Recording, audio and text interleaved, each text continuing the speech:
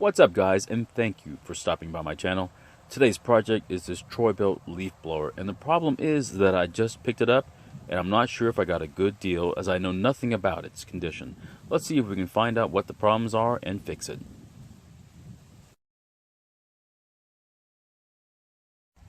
I've never owned or worked on this style of leaf blower before. It's always looked a little unbalanced and cumbersome to me. And besides that, I always thought it looked a little weird compared to other leaf blowers. One of the first things that really stands out about this leaf blower is the throttle lever. It's this huge plastic flap on top of the engine. The pull string is also spring assisted, which makes checking for compression really tough as it doesn't allow you to feel the compression reliably. And the major odd thing about this engine, it's basically upside down. If you look at the bottom of the engine, you'll find the spark plug. This is usually on top of the engine, but not in this case. There's nothing really wrong with this engine design, it's just a little odd to me. There seems to be gas inside the gas tank, so let's go ahead and pour it out and take a good look at it. And this is our first major problem. It looks like straight gasoline with absolutely no oil in it. I hope I didn't pick up a 2-cycle leaf blower with a blown engine because they used the wrong gas in it. Here's my mixed gas, just as a comparison. It's a light shade of blue. I really hope this engine isn't damaged and that they just basically poured in the wrong gas and then couldn't get it started.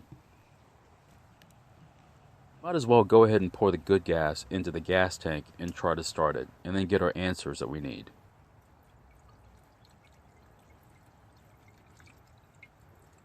This is our first good sign that something's going our way. The primer bulb is actually working to prime the carburetor.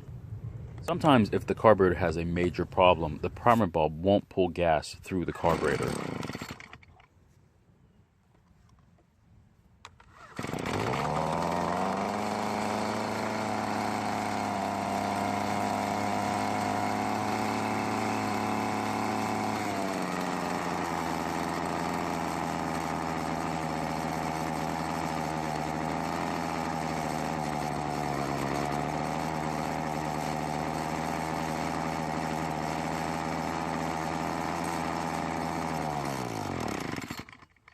The good news is that it runs luckily.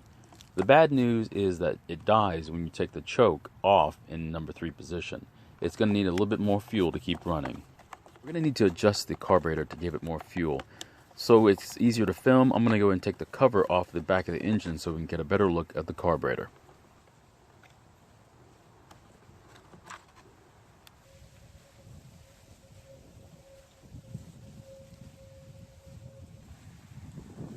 And if we look at the carburetor, we can see there's only one adjustment screw.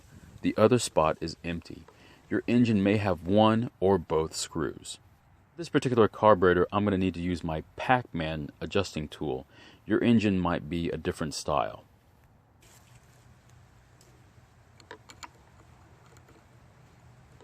It looks like this carburetor tool is going to be a little tight up against the handle, but there's just enough room to turn it. Go ahead and start by turning the screw counterclockwise a quarter turn just to add enough fuel to get it to run off choke.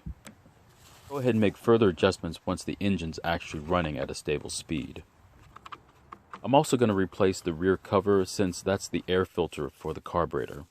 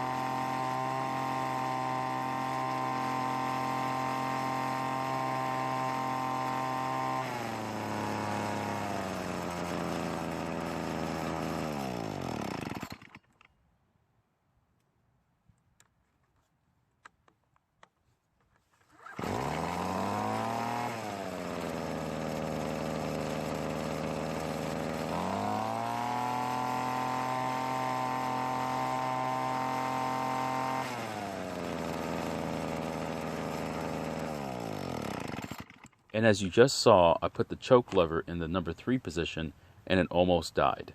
That's telling me that I needed just a little bit more gas. So I went ahead and turned this screw again counterclockwise an additional quarter turn. I think it runs okay, but I think going through the carburetor might be a good idea in a later video. Thanks for watching this video, and if you have any comments or questions about your small engines, please leave them in the comments below. And please consider subscribing, as it really supports this channel, and I'll see you guys in my next video.